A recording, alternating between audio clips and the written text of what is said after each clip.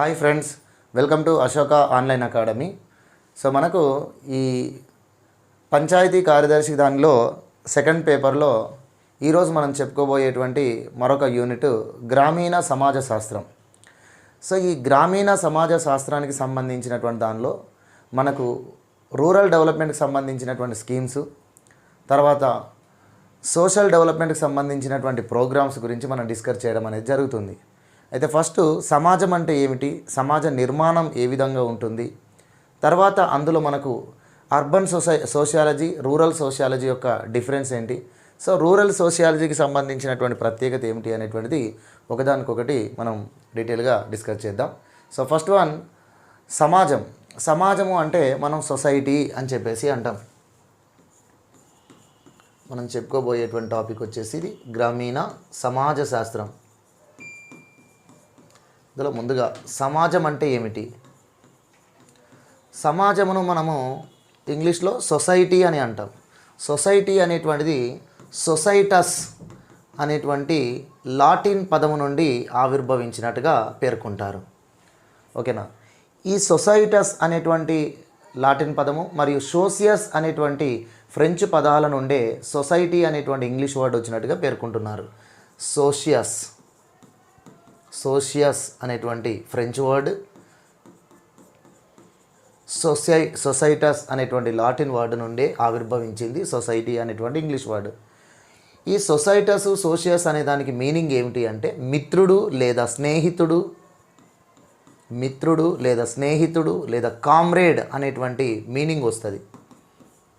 Comrade అనేటువంటి meaning రావడం జరుగుతుంది. ఓకే, మరి సొసైటీ అంటే ఏమిటి, అసలు సమాజం అంటే ఏమిటి? సమాజం అంటే మానవ సంబంధాల యొక్క అల్లికనే సమాజము అంటారు మెకైవర్ అనేటువంటి సమాజ శాస్త్రవేత్త. సమాజముకు నిర్వచనం ఏం చెప్పొచ్చు అంటే మానవ సంబంధాల యొక్క అల్లికనే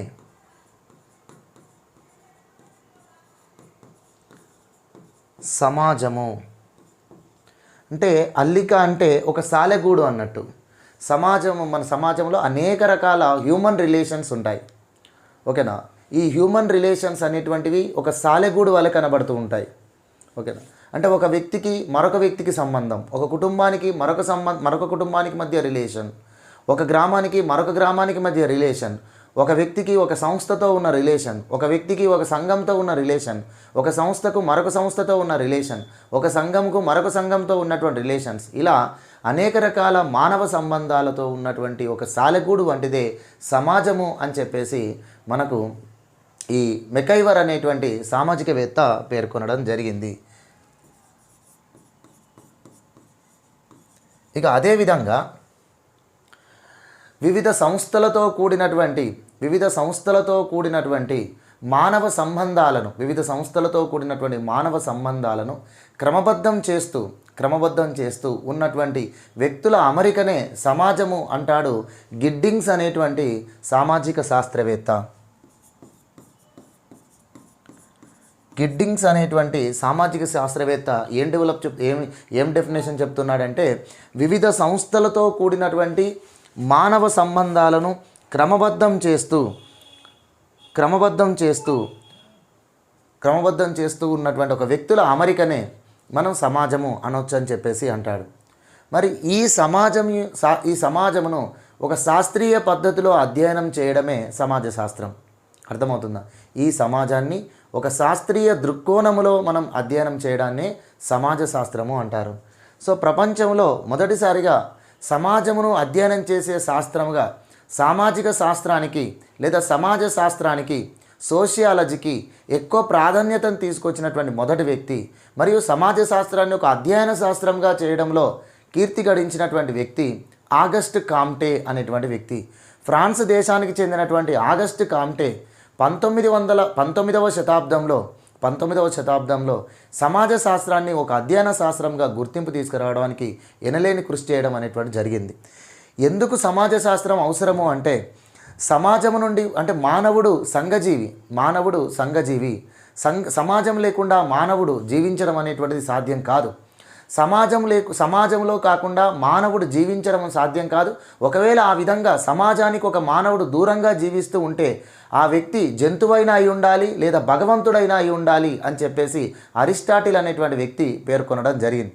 Aristotle human is a social animal అని చెప్పేసి అంటాడు. మానవుడు సామాజిక జీవి.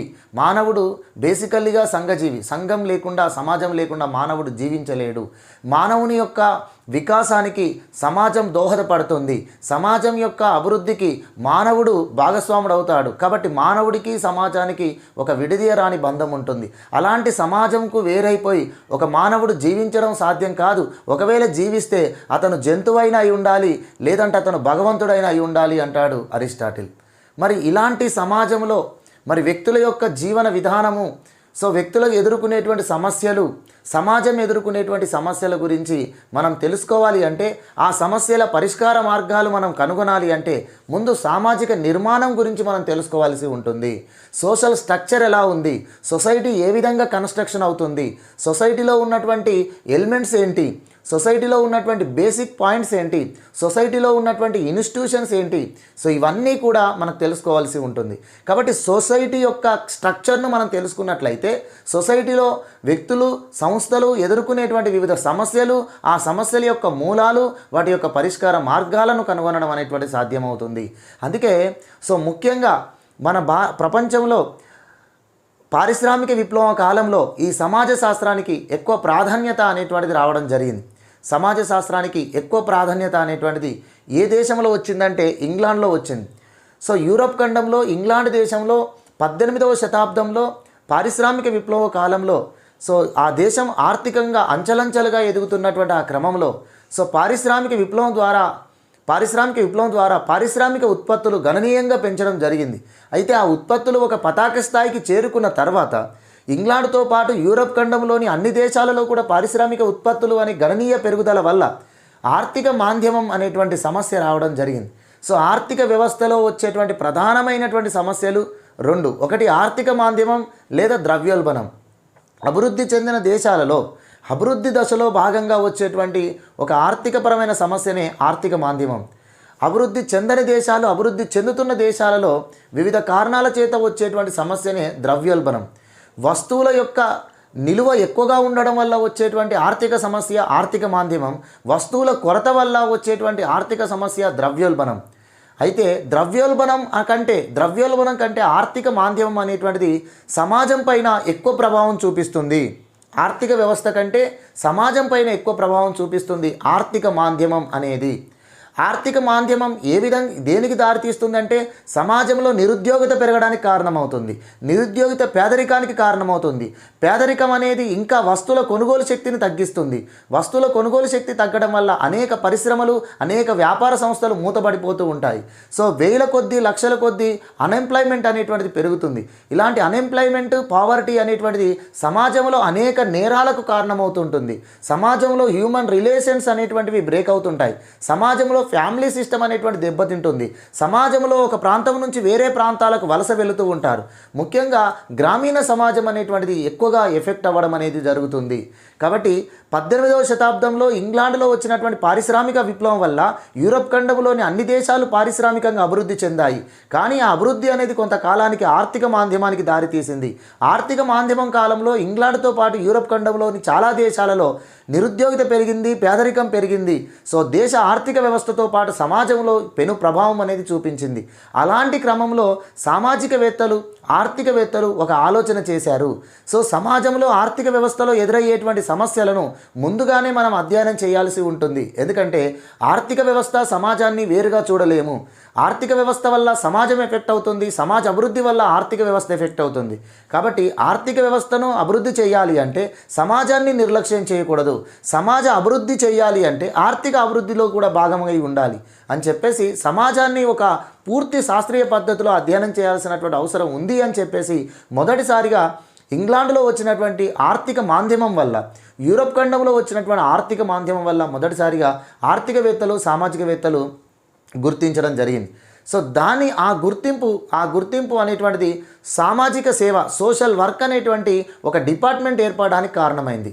అంటే సమాజ అభివృద్ధి కోసం, సమాజంలో వచ్చే సమస్యల పరిష్కారం కోసం ఒక సొసైటీకి సంబంధించినటువంటి సోషల్ వర్క్, సామాజిక సేవ అనేటువంటి ఒక విభాగాన్ని ఏర్పాటు చేశారు. తర్వాత ఫ్రాన్స్ దేశానికి చెందినటువంటి ఆగస్టు కామ్టే లాంటి వ్యక్తులు సమాజాన్ని శాస్త్రీయ పద్ధతిలో వివిధ కోణాల్లో దాన్ని అధ్యయనం చేయాలి, అలా అధ్యయనం చేయడాన్ని దాన్ని ఒక శాస్త్రంగా తీసుకోవాలి. అంటే ఒక భౌతిక శాస్త్రం, ఒక రసాయన శాస్త్రం, ఒక గణిత శాస్త్రం ఏ విధంగా అయితే ఉంటుందో అలానే సమాజానికి ఒక శాస్త్రం ఏర్పాటు చేశారు. సమాజాన్ని ఒక శాస్త్రీయ పద్ధతిలో అధ్యయనం చేయడమే దీని ప్రాధాన్యత. అలాంటిదే సమాజ శాస్త్రం. ఈ సమాజ శాస్త్రాన్ని ఒక అధ్యయన శాస్త్రంగా అమెరికా దేశంలో మొదటిసారిగా ఏర్పాటు చేయడం జరిగింది. అర్థమవుతుందా? సోషల్ వర్క్ డిపార్ట్మెంట్ అనేది ఫస్ట్ ఏ దేశంలో ఏర్పాటు చేశారు? సొసైటీ స్టడీ అనేది మొదటిసారిగా ఏ దేశంలో ఇంపార్టెన్స్ ఇచ్చారంటే ఇంగ్లాండు. అర్థమవుతుందా? సొసైటీ స్టడీకి మొదటిసారిగా ఇంపార్టెన్స్ ఇచ్చిన దేశం ఇంగ్లాండు. మరియు సోషియాలజీ అనే దానికి ప్రాధాన్యత వచ్చినటువంటి కాలం ఇంగ్లాండ్లో, అది పారిశ్రామిక విప్లవం కాలంలో వచ్చింది.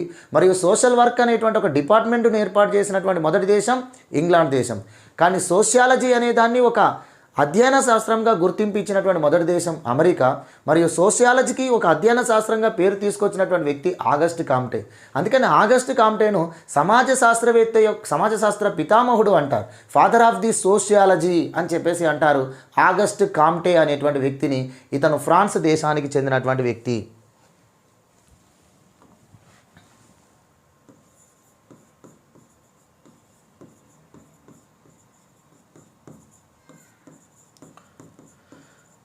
అయితే father of the sociology Auguste Comte అయితే, మరి father of the Indian sociology ఎవరు?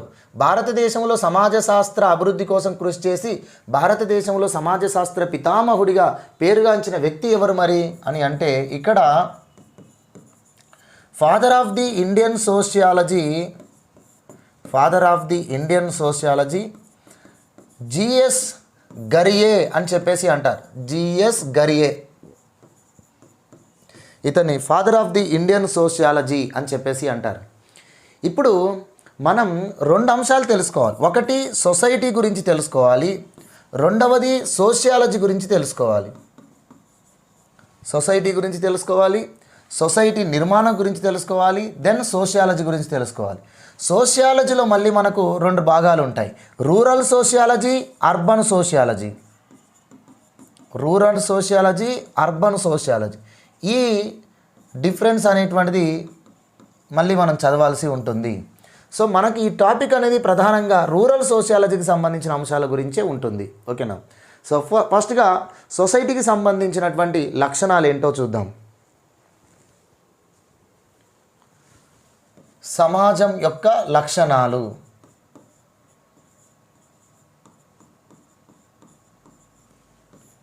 సమాజం యొక్క లక్షణాలు.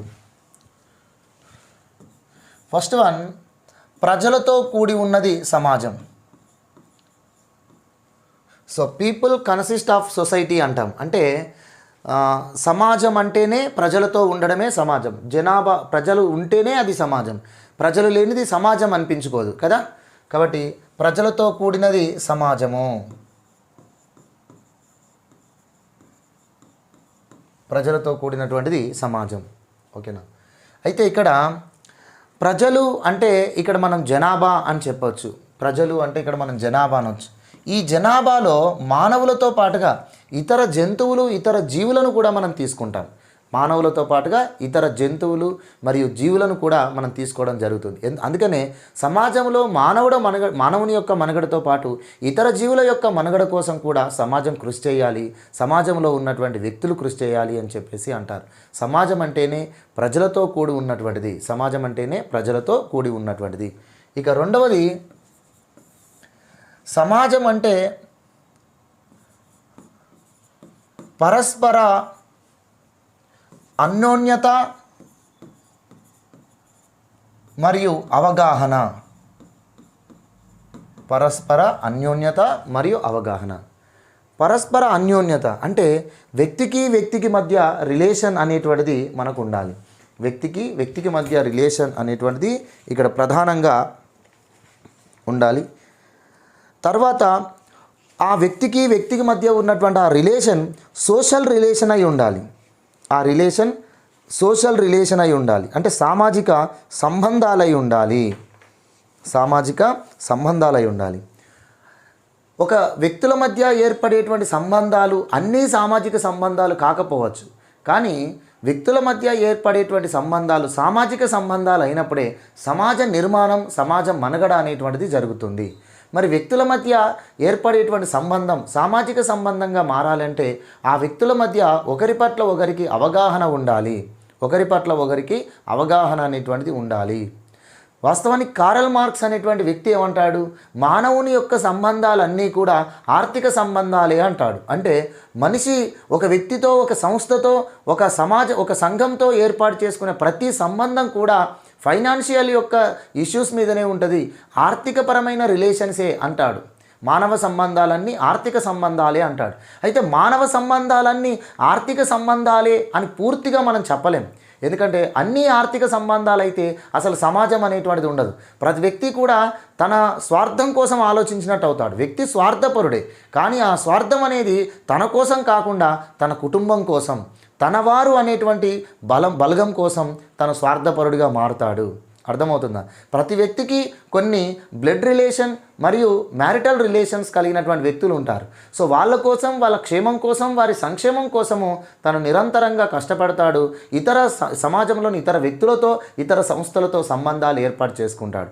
కాబట్టి సమాజం అంటే అందులో సామాజిక సంబంధాలు ఉన్నాయి మరియు ఆర్థిక సంబంధాలు ఉన్నాయి. అయితే సమాజ నిర్మాణంలో సామాజిక సంబంధాలు ఇంపార్టెంట్, ఆర్థిక సంబంధాలు అనేటువంటివి పూర్తి ప్రాధాన్యత ఇవ్వకూడదు. సో అన్ని సంబంధాలు ఆర్థిక సంబంధాలు అవుతే అప్పుడు సమాజం అనేటువంటిది తన నైతికతను కోల్పోతుంది, సమాజంలో నేరాలు పెరుగుతాయి, సమాజం మనుగడ సాధించడం కష్టమవుతుంది. అందుకని మీరు ఎప్పుడైనా విలేజ్లో కానీ మనం సొసైటీలో ఏదైనా ఒక అంశం మాట్లాడుతున్నప్పుడు సో ప్రతిదాన్ని డబ్బుతో ముడిపెట్టకండి అని అంటారు. సో ఏదైనా ఒక విషయంలో డబ్బుది ఏముందండి, కాంప్రమైజ్ కాండి, డబ్బుతో ప్రతిదీ రిలేషన్ డబ్బుతో ముడిపెట్టొద్దు. ఒక వద్ద డబ్బు వస్తుంది, ఒక దగ్గర డబ్బు పోతుంది. డబ్బు అనేది అంత ఇంపార్టెంట్ కాదు, ప్రతిదీ కూడా డబ్బుతో ముడిపెట్టొద్దు అంటారు. డబ్బు ఇంపార్టెంటే, కానీ ప్రతి రిలేషన్ కూడా మనం డబ్బుతో ముడిపెట్టకూడదు. అలా చేస్తే మనకు సొసైటీ అనేటువంటిది నిలబడదు. అందుకనే సో ఇక్కడ సామాజిక సంబంధాలు, మానవుల మధ్య ఏర్పడేటువంటి సామాజిక సంబంధాలు అనేవి ఎలా ఉంటాయి? పరస్పర అన్యోన్యత ఉంటుంది, అవగాహన ఉంటుంది. ఎప్పుడైతే పరస్పర అన్యోన్యత, అవగాహన వ్యక్తుల మధ్యలో ఉంటుందో ఆ వ్యక్తుల మధ్య ఉన్నటువంటి ఆ సంబంధాలే సామాజిక సంబంధాలు. ఆ వ్యక్తుల మధ్యలో ఉన్నటువంటి ఆ సంబంధాలే సామాజిక సంబంధాలు. సమాజం అనేది ఒక సామాజిక సంబంధాల నెట్వర్క్గా పేర్కొనవచ్చు. సమాజం అంటే సామాజిక సంబంధాల నెట్వర్క్గా పేర్కొనడం జరుగుతుంది. ఓకేనా? సో ఇది మనకున్నటువంటి తర్వాత నెక్స్ట్ మూడవది, సమాజం అంటే భిన్నత్వంతో ఉంటుంది.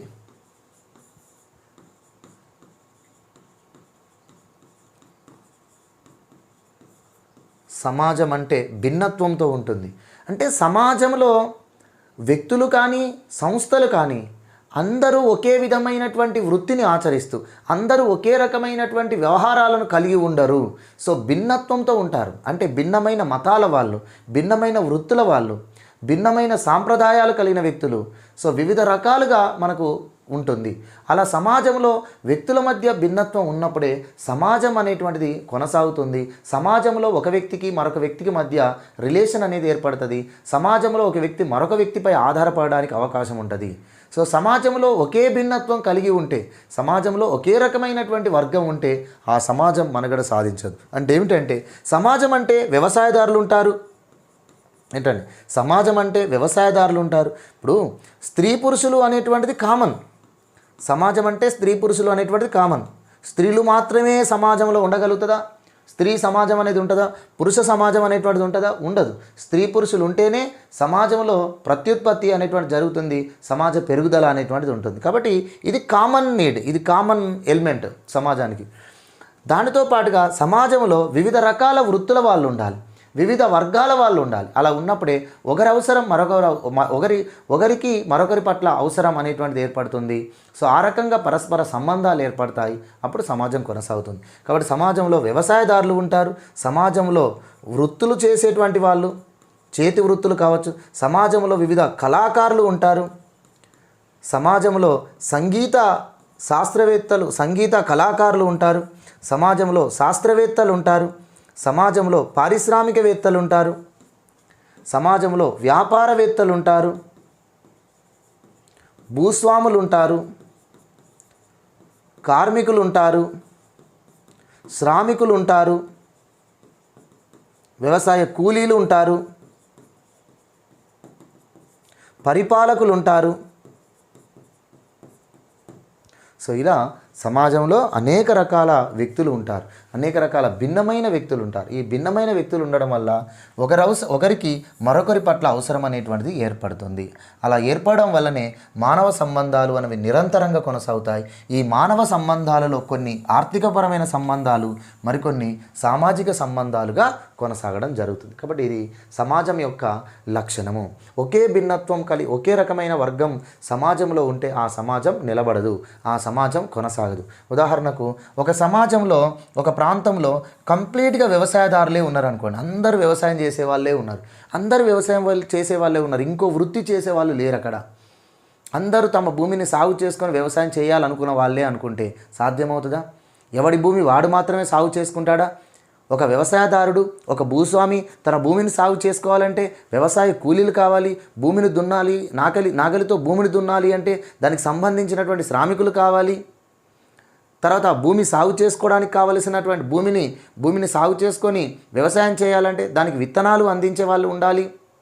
తర్వాత ఆ దిగుబడిని పంట చేతికి వచ్చినప్పుడు దాన్ని కొయ్యడానికి వ్యక్తులు కావాలి. మరియు ఆ ధాన్యం వచ్చిన తర్వాత దాన్ని విక్రయించాలంటే కొనేవాడు కావాలి. అంతేకాకుండా ఒక ధాన్యం మాత్రమే పండించి ఇతర అవసరాలు తీర్చుకోగలుగుతాడా? ఒక ధాన్యం మాత్రం పండించగలిగితే బ్రతకగలుగుతాడా? కదా.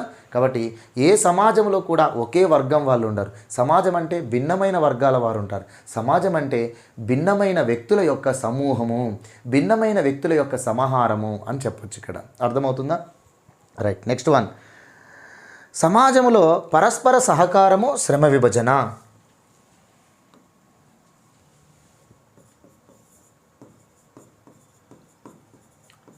పరస్పర సహకారము, శ్రమ విభజన.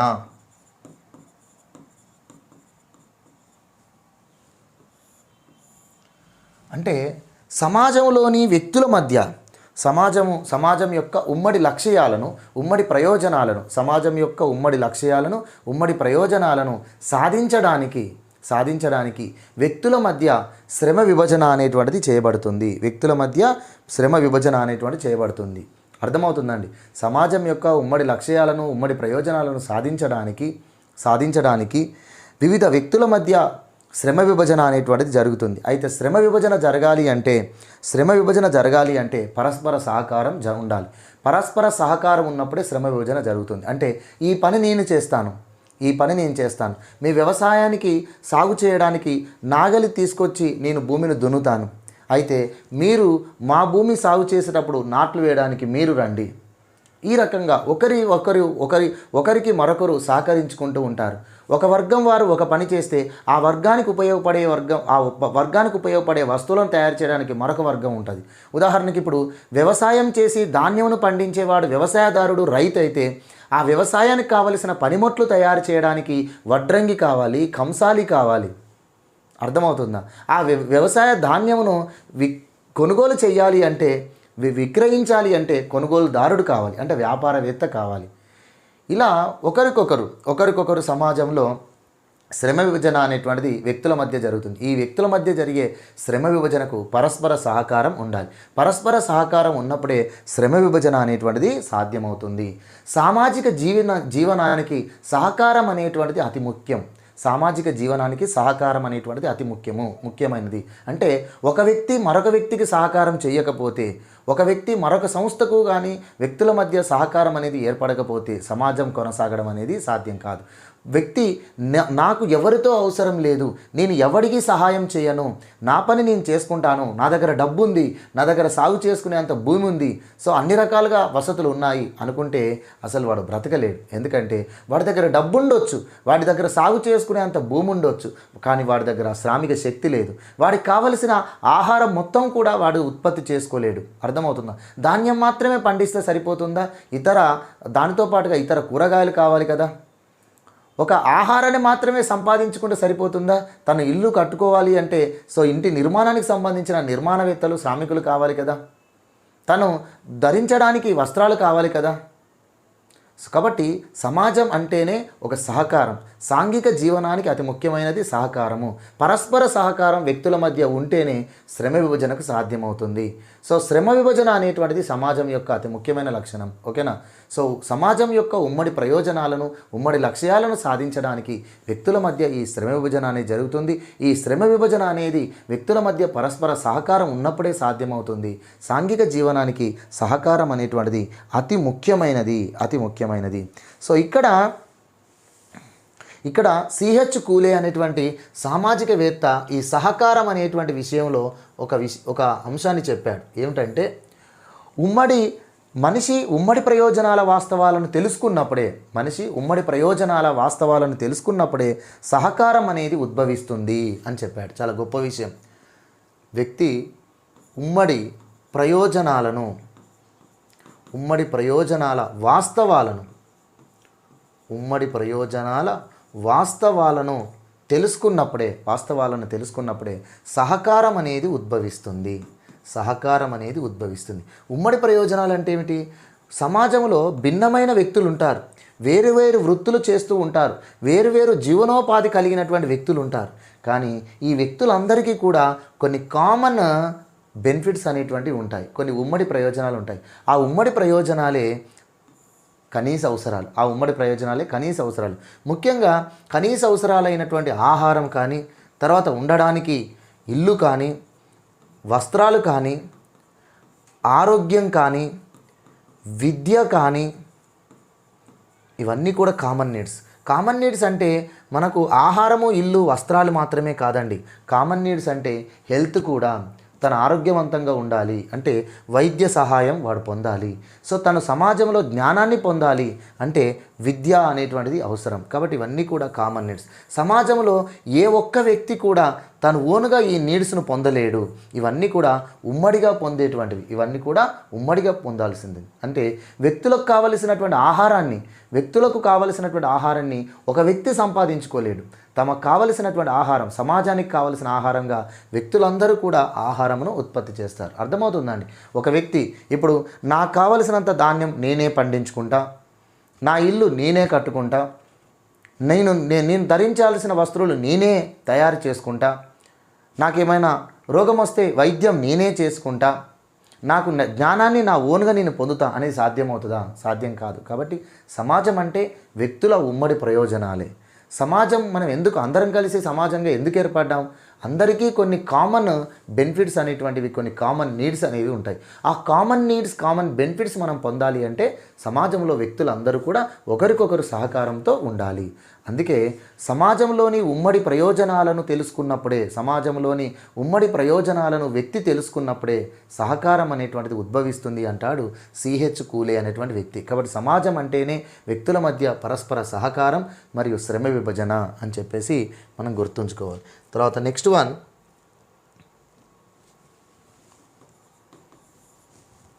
సమాజం అనున్నది పరస్పర ఆధారితం.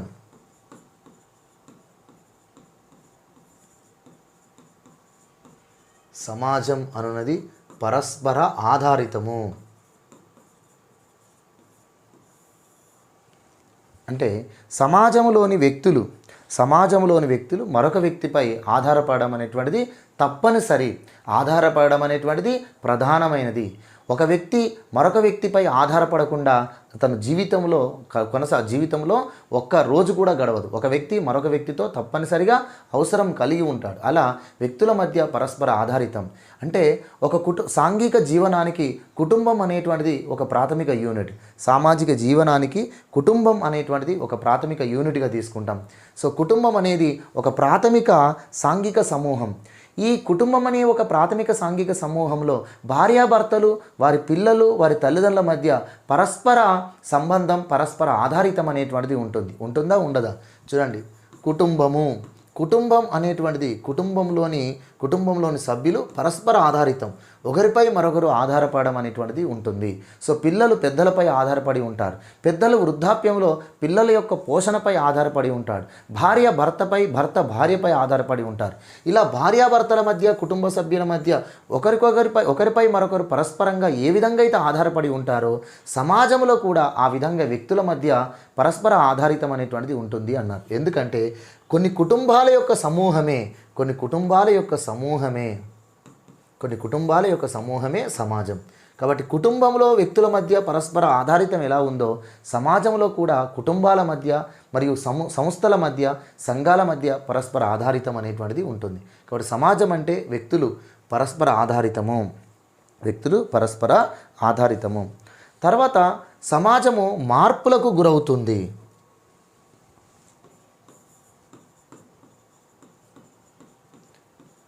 సమాజం మార్పులకు గురవుతుంది. సమాజం అనేటువంటిది ఎప్పుడూ కూడా మారుతూ ఉంటుంది. సమాజం అనేది ఒకే రకంగా ఉండదు. సమాజం నిత్యం స్థిరంగా ఉండదు. సమాజం ఎప్పుడు మారుతూ ఉంటుంది. మార్పు అనేది సమాజానికి సర్వసాధారణం.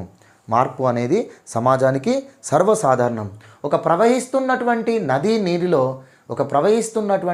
నీటిలో ఎప్పుడూ కూడా ఒకే రకమైనటువంటి దిశ అనేటువంటిది ఉండదు. ఎప్పుడూ కూడా ఒకే రకమైనటువంటి వాటర్ ఫ్లో అనేటువంటిది ఉండదు.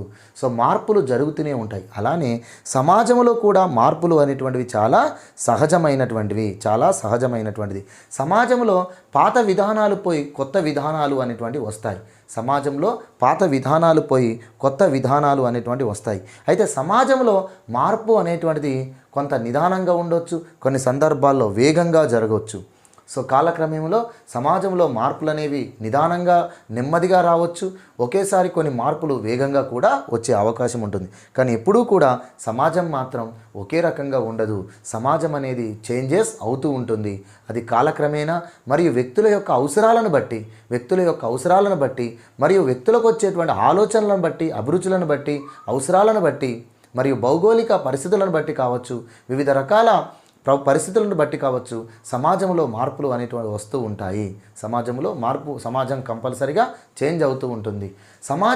సమాజం శాశ్వతం, కానీ సమాజంలోని వ్యక్తులు మాత్రం తాత్కాలికం. వ్యక్తులు మారుతూ ఉంటారు, కానీ సమాజం మాత్రం నిలకడగా ఉంటుంది. అయితే సమాజ నిర్మాణంలో మాత్రం మార్పులు వస్తాయి. ఎందుకంటే వ్యక్తులు చనిపోతూ ఉంటారు. సో వారి స్థానంలో కొత్తగా పుట్టినటువంటి వ్యక్తులు కొనసాగుతూ ఉంటారు.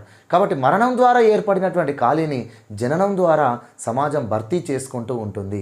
అయితే ఈ పాత వ్యక్తులు పోయి కొత్త వ్యక్తులు రావడం వల్ల, అంటే పాత జనరేషన్ పోయి కొత్త జనరేషన్ రావడం వల్ల, సో ఈ జనరేషన్కు ఆలోచన విధానంలో మార్పు ఉంటుంది. తర్వాత వారి యొక్క నవకల్పనలు, వారి యొక్క నూతన ఆలోచనలు, వారి యొక్క విలాసవంతమైన జీవితం, వారి యొక్క సౌకర్యవంతమైనటువంటి జీవితం కోసం ఎప్పుడూ కూడా అనేక రకాల ప్రయోగాలు చేస్తూ ఉంటారు సమాజంలోని వ్యక్తులు. ఈ ప్రయోగాలే సమాజం యొక్క నూతన పోకడలకు దారితీస్తుంది. సో కాబట్టి సమాజం అనేటువంటిది వ్యక్తుల వల్ల కావచ్చు, ఇతర సంస్థల వల్ల కావచ్చు, ఎప్పటికప్పుడు చేంజ్ అవుతూ ఉంటుంది. సమాజం మార్పుకు అనుగుణంగా సమాజంలోని వ్యక్తులు కూడా దానికి అనుగుణంగా కొనసాగాలి. సమాజంలో వచ్చే మార్పులకు అనుగుణంగా వ్యక్తులు మారినప్పుడు సమాజం చేత ఆ వ్యక్తులు వెలివేయబడతారు, లేదా సమాజమును ఆ వ్యక్తులే తిరస్కరించడం జరుగుతుంది. అర్థమవుతుందా? సమాజం మారుతూ ఉంటుంది. సమాజంకు మార్పుకు అనుగుణంగా వ్యక్తులు మారాలి. సమాజం మార్పుకు అనుగుణంగా వ్యక్తులు మారకపోతే అప్పుడు సమాజం చేత నిర్లక్ష్యానికి, సమాజం చేత తిరస్కరణకు ఆ వ్యక్తులు గురి కావచ్చు. లేదంటే వ్యక్తులు సమాజానికి వ్యతిరేకంగా మారవచ్చు. వ్యక్తులు సమాజం పైన ద్వేషాన్ని పెంచుకునే అవకాశం ఉంటుంది. కాబట్టి సమాజం మారుతూ ఉంటుంది. కాబట్టి సమాజంలోని వ్యక్తులు మారుతూ ఉండాలి. నెక్స్ట్ వన్, సోషల్ కంట్రోల్ అనేటువంటిది సమాజానికి అతి ముఖ్యమైనది. సాంఘిక నియంత్రణ లేదా దీన్ని మనం సామాజిక నియంత్రణ అని అంటాం. సాంఘిక నియంత్రణ లేదా సామాజిక నియంత్రణ అంటారు. సో ఇక్కడ సమాజంలోని వ్యక్తులపైన, సమాజంలో ఉన్నటువంటి వివిధ వ్యక్తులపైన, వివిధ సంస్థలపైన సమాజానికి కొంత నియంత్రణ అనేటువంటిది ఉంటుంది. ఆ నియంత్రణనే సాంఘిక నియంత్రణ లేదా సామాజిక నియంత్రణ అంటారు. ఇది రెండు రకాలు. సాంఘిక నియంత్రణ లేదా సామాజిక నియంత్రణ రెండు రకాలు. ఒకటి నియత నియంత్రణ, నియత నియంత్రణ, రెండవది అనియత నియంత్రణ. అనియత నియంత్రణ. నియత నియంత్రణ అంటే ఏమిటంటే చట్టాల ద్వారా కానీ, రాజ్యాంగము ద్వారా కానీ, ప్రభుత్వ విధానాల ద్వారా కానీ, రూల్స్ ద్వారా కానీ, రెగ్యులేషన్ ద్వారా కానీ వ్యక్తులపైన నియంత్రణ ఉంటే, వ్యక్తులు నియంత్రించబడితే దాన్ని నియత నియంత్రణ అంటారు. చట్టాలు కానీ, రాజ్యాంగం కానీ, ప్రభుత్వ విధానాలు కానీ, రూల్స్ కానీ, రెగ్యులేషన్స్ ద్వారా కానీ వ్యక్తులు నియంత్రించబడితే అది సమాజంలో నియత నియంత్రణ అంటారు. అనియత నియంత్రణ అంటే ఏమిటంటే సమాజంలోని వ్యక్తులపైన ఆచారాలు, సాంప్రదాయాలు, కట్టుబాట్లు, విలువలు మొదలైనటువంటివి వ్యక్తులపైన నియంత్రణ కలిగి ఉంటాయి. వీటిని అనియత నియంత్రణ అంటారు. అంటే సమాజంలోని వ్యక్తులు నియంత్రణకు గురవుతారు, సమాజంలోని వ్యక్తులు నియంత్రించబడతారు. సమాజంలోని వ్యక్తులపైన రెండు రకాల నియంత్రణ ఉంటుంది. ఒకటి నియత నియంత్రణ, రెండవది అనియత నియంత్రణ. ఓకేనా? నియత నియంత్రణ అంటే చట్టాలు, రాజ్యాంగం, ప్రభుత్వ విధానాలు, రూల్స్, రెగ్యులేషన్ ద్వారా నియంత్రణ ఉంటుంది. ఆచారాలు, సాంప్రదాయాలు, కట్టుబాట్లు, విలువల ద్వారా నియంత్రణ ఉంటుంది. సో ఈ ఆచారాలు, సాంప్రదాయాల ద్వారా ఉండే నియంత్రణ అనియత నియంత్రణ, చట్టాలు, రాజ్యాంగం, విధానాలు, రూల్స్, రెగ్యులేషన్ ద్వారా ఉండే నియంత్రణ నియత నియంత్రణ అని చెప్పేసి అంటాం. ఇంకా తర్వాత సమాజం అంటే ఒక సంస్కృతి. సమాజం అంటే ఒక సంస్కృతి.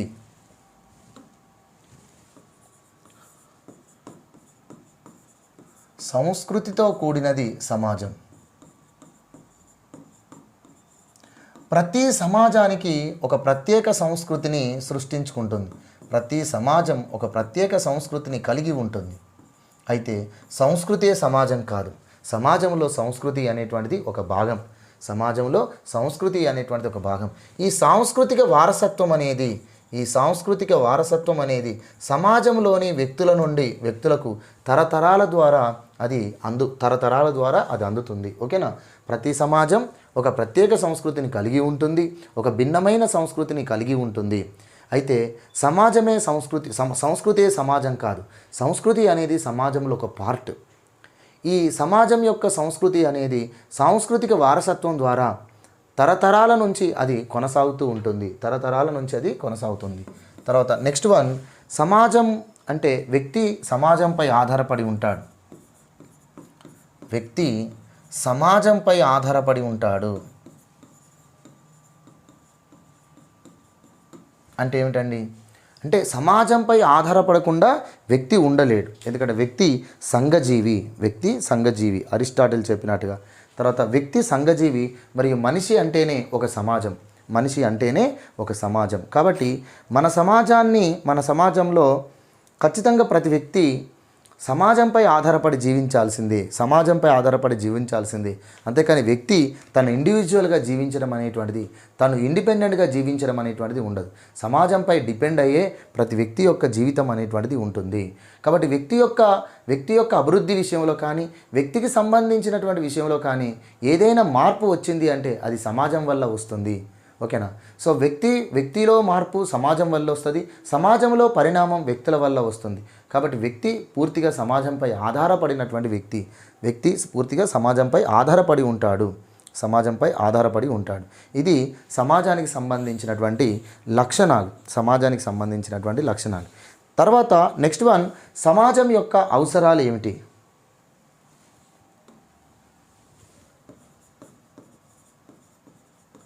సమాజ అవసరాలు.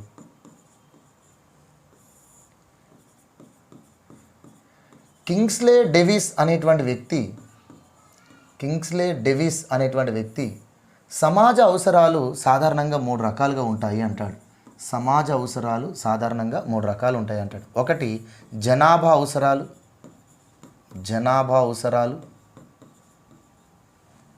రెండవది ప్రత్యేక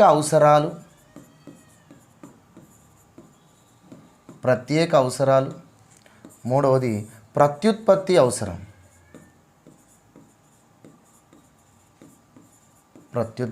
అవసరాలు. సో ఇక్కడ మనకు జనాభా అంటే నేను ఇంతకుముందే చెప్పాను. సమాజంలో జనాభా అంటే ఓన్లీ మానవులే కాదు, మానవులతో పాటు ఉన్నటువంటి ఇతర జీవ సమూహం కూడా ఇతర జీవ సంపద కూడా మనం జనాభాగా తీసుకుంటాం. అందులో జంతువులు రావచ్చు, తర్వాత జంతువులు రావచ్చు, పక్షులు రావచ్చు, చేపలు రావచ్చు, క్రిమికీటకాలు రావచ్చు, మరియు సకల జీవకోటి అనేటువంటిది మానవులతో పాటుగా సమాజం యొక్క జనాభాగా గుర్తించబడుతుంది. అందుకనే సమాజంలో మానవుడి యొక్క మనుగడ సాధించాలి అంటే ఇతర జీవులు కూడా మానవుడితో పాటు మనుగడను సాధించగలగాలి. కాబట్టి ఎప్పుడైనా చూడండి, మనం పక్షుల సంరక్షణ కేంద్రాలు, తర్వాత ఇతర జంతువుల యొక్క మనుగడ అనేది సాధ్యం కానప్పుడు, ఇతర జంతువుల యొక్క సంతతి తగ్గుతున్నప్పుడు, సో అప్పుడు వాటి యొక్క పరిరక్షణ తీసుకుంటూ ఉంటాం. అర్థమవుతుందా? సో అనేక జంతువులు, జీవులు అంతరించిపోతూ ఉంటే వాటి యొక్క మనుగడ కోసం సంరక్షణ కేంద్రాలు ఏర్పాటు చేస్తూ ఉంటాం. కాబట్టి సమాజంలోని జనాభా అంటే వ్యక్తితో పాటు ఉన్నటువంటి సకల జీవకోటి. సో ఇది జనాభా అంటాం. అయితే ఈ జనాభాకు అంటే వ్యక్తితో పాటు ఉన్నటువంటి సకల జీవకోటికి, సమాజంలో ఉన్నటువంటి ఈ జనాభాకు ఒక అవసరాలు అనేటువంటివి ఉంటాయి. ఈ అవసరాలు కూడా మూడు రకాలుగా ఉంటాయి. ఆ మూడు అవసరాలు అనేటువంటివి కనీస అవసరాలు అని చెప్పొచ్చు. జనాభా యొక్క కనీస అవసరాలు ఆ మూడు. అవేమిటి అంటే, ఒకటి ఆహారం, బ్రతకడానికి కావలసిన ఆహారం, అది మానవుడికి అవసరము, మరియు జంతువులకు అవసరము, చేపలకు అవసరము, పక్షులకు అవసరము, క్రిమికీటకాల అవసరము. ప్రతి జీవికి, సమాజంలో సృష్టిలో ఉన్నటువంటి ప్రతి జీవికి కూడా తను బ్రతకాలి అంటే ఖచ్చితంగా ఆహారం అవసరం. కాబట్టి ఆహారం అనేది తప్పనిసరి. రెండవది రక్షణ, ప్రొటెక్షన్. సో వ్యక్తి అయినా జీవి అయినా ప్రొటెక్షన్ కలిగి ఉండాలి. ప్రొటెక్షన్ కలిగి ఉంటేనే అది జీవించగలదు, అది ఎదగగలదు, అది కొంతకాలం మనుగడ సాధించగలదు. సో ప్రొటెక్షన్ లేకపోతే కష్టం. అందుకనే సో మానవుడు ఇతర జీవుల నుంచి తను ప్రొటెక్షన్ పొందడానికి అనేక రకాలుగా ప్రయత్నం చేస్తాడు. మరియు మానవుల నుంచి ఇతర జీవులకు కూడా నష్టం జరగకుండా అనేక రకాల ప్రొటెక్షన్స్ కూడా మానవుడు ఏర్పాటు చేస్తాడు. చూడండి, మానవుడు మేధస్సు కలిగినటువంటి వ్యక్తి కదా ఇతర జీవులతో పోల్చుకున్నప్పుడు. కాబట్టి మానవుడు విజ్ఞానవంతమైనటువంటి జీవి మానవుడు. అందుకనే మానవుడికి ఆలోచన శక్తి ఉంటుంది. కాబట్టి మానవుడు ఇతర జీవుల నుంచి తను రక్షణ పొందడం కోసం తను ప్రత్యేక ఏర్పాట్లు చేసుకుంటాడు.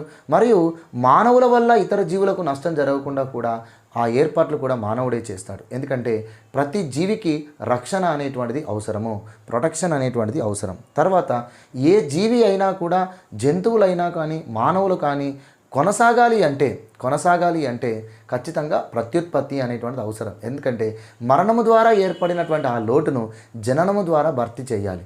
సో ఆ జననం అనేటువంటిది ఉండాలి అంటే ఆ జీవుల మధ్య ప్రత్యుత్పత్తి అనేటువంటిది ఉండాలి. కాబట్టి ఇది జనాభా యొక్క కనీస అవసరంగా మనం చెప్తాం. ప్రత్యుత్పత్తి అనేటువంటిది కనీస అవసరంగా పేర్కొంటాం.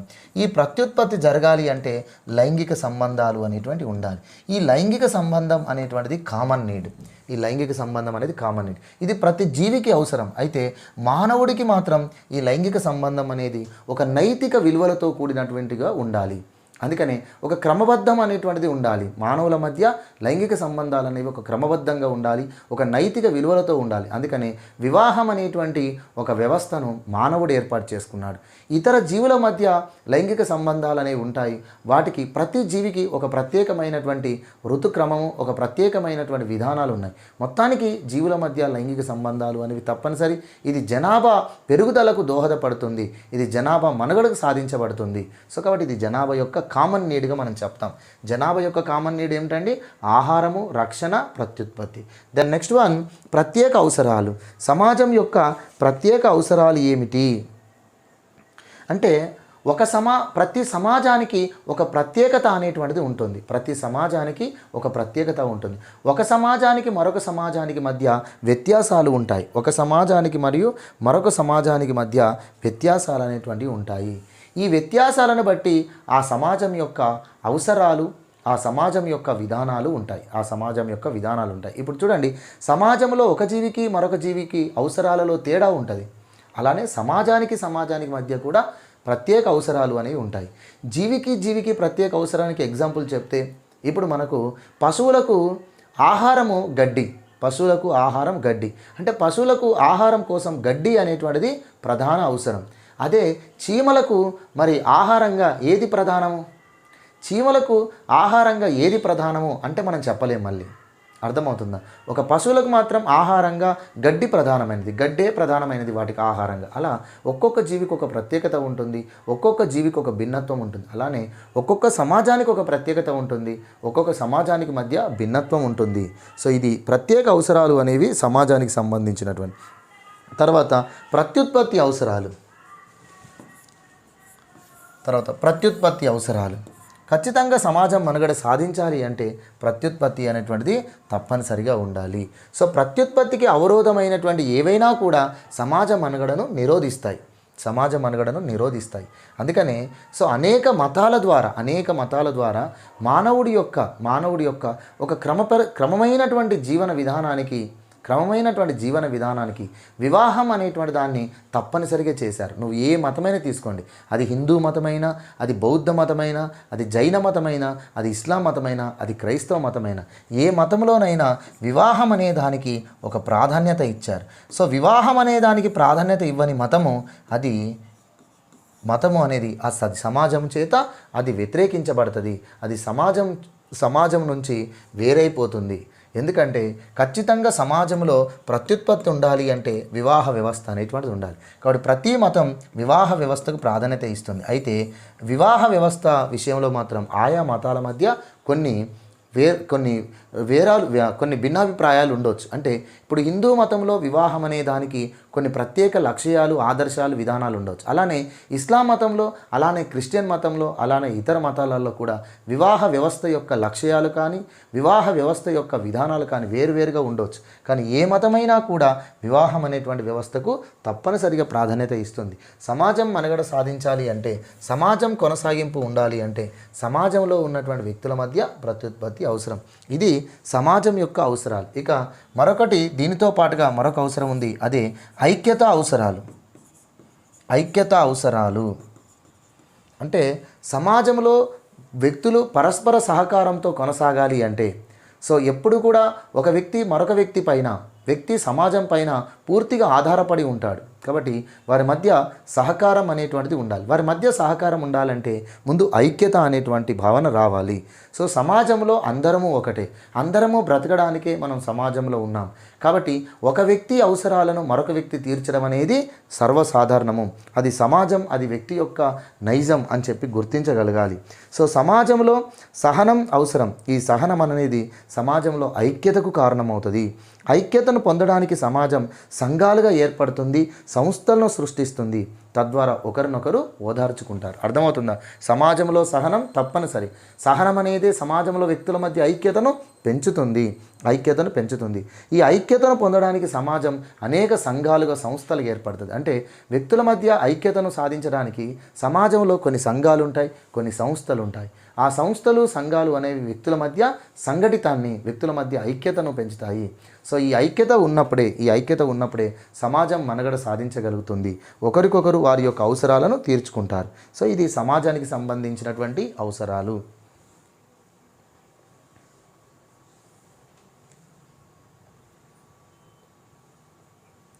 సో ఇక నెక్స్ట్ వన్, సమాజం దానికి సంబంధించినటువంటి విధులు.